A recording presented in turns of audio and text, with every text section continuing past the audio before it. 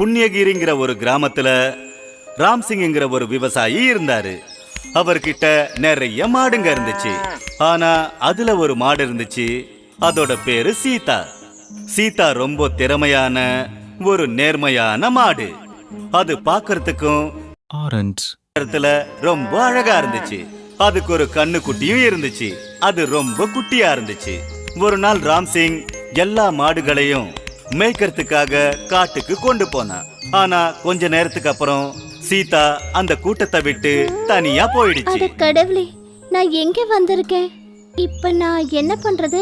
அப்படி சொல்லிட்டு அது மறுபடியும் திரும்பி போயிட்டு தான் இருந்துச்சு. அப்ப அத பசியோட இருந்த ஒரு பாத்துருச்சு. அத பின்தொடர்ந்து போய் அதுக்கு முன்னாடி வந்து குதிச்சது. நில்லு, அட அட, எவ்வளவு ஆரோக்கியமான மாடா இருக்க நீ. உன்னை நான் சாப்பிட்டேன்னா